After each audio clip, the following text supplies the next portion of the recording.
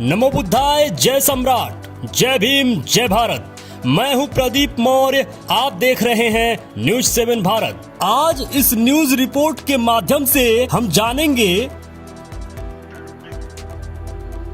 कि पाखंडियों ने भारत की ही बौद्ध विरासत को परिवर्तित करके अपना बनाया और अपने तरीके से झूठा इतिहास लिखकर उसे साहित्य में पिरोकर लोगों को सौंप दिया और पीढ़ी दर पीढ़ी वही पढ़कर लोग उसे स्वीकार भी कर लिए। ऐसे ही एक कहानी भगवा की बनाए, जो असल में भगवा जो संबंध है यह बुद्ध से है। गौतम बुद्ध से संबंधित शब्द इस भगवा को किस तरीके से पाखंडियों ने कब्जाया और किस तरीके से इस भगवा जैसे पवित्र शब्द को दूषित कर दिया। चलिए इस न्यूज रिपोर्ट के माध्यम से हम जान पाएंगे कि इसके पीछे का इतिहास क्या है। वीडियो अंत तक जरूर देखिएगा। भगवा शब्द केवल सम्यक संबुद्ध के लिए प्रयोग हुआ, उनके पहले के बुद्धों के लिए भी यह शब्द प्रयोग नहीं हुआ था।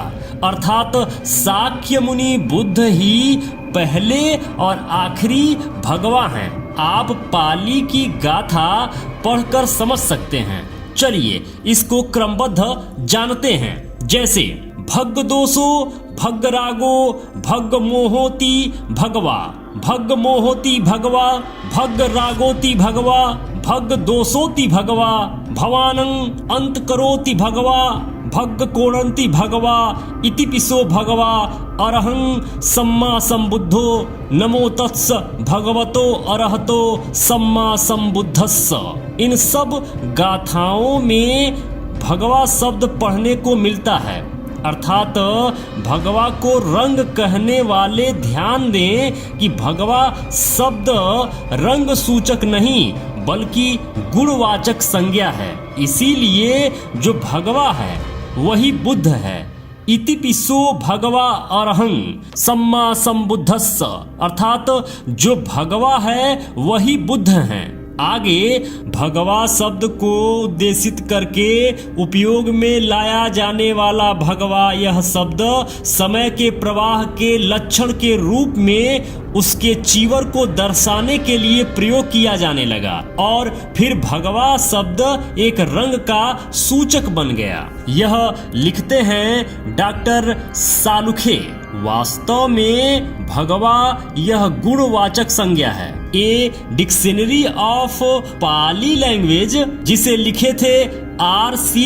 रिचर्ड्स, इनके अनुसार भगवा यह बुद्ध का गुण विशेषण है, जो कि बुद्ध के पूर्व हुए 27 बुद्धों के लिए भी प्रयोग में नहीं लाया जाता था। भगवा यह शब्द सिर्फ गौतम बुद्ध के लिए प्रयोग में लाया जाता था। भगवा वत्तम अर्थात बुद्ध द्वारा बोला गया। इसीलिए जो भगवा है वही बुद्ध हैं और जो बुद्ध हैं वही भगवा है।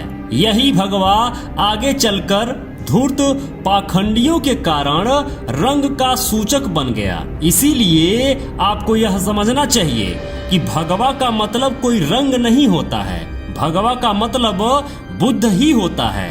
यह ध्यान रखने वाली बात है। मैं पहले भी कह चुका हूँ कि इन धूर्तों के पास अपना कुछ भी नहीं था। यह तो केवल जब यूरेशिया से भारत में आए तो इनके पास अपना कुछ भी नहीं था। यहाँ की बौद्ध विरासत को, उस श्रमण परंपरा वाले भारत को इन्होंने देखा कि उस समय कौन कौन सी ऐसी चीजें हैं जो श्रेष्ठ हैं, जो बड़ी हैं, जो सम्मान पाती हैं। बस क्या था, इन धूर्तों ने उन सभी बौद्ध विरासत का खाल ओढ़ लिया और खुद का नामकरण उसी के अनुसार कर लिया और तब इन्होंने खेल खेलना शुरू किया सभी बौद्ध विरासत को परिवर्तित कर करके, और जो मूल बौद्ध विरासत थी उसको जला दिया, जमीन में दफन कर दिया, तोड़ दिया, और जब उससे भी बचा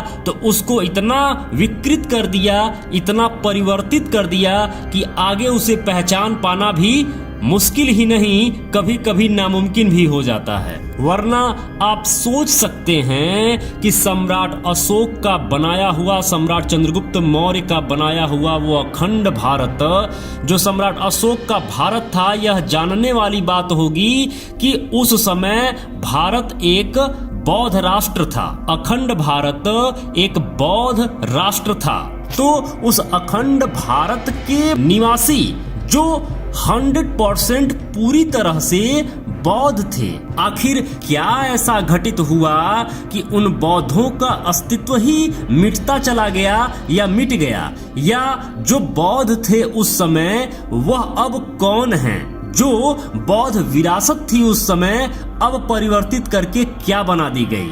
इस चैनल पे इन्हीं विषयों पर सारे वीडियोज, सारे न्यूज रिपोर्ट बनते हैं ताकि हम भारत को फिर से बुद्धमय बना सकें। तो इस वीडियो के साथ साथ इस चैनल पे लगे अन्य वीडियोज को भी जरूर देखिएगा।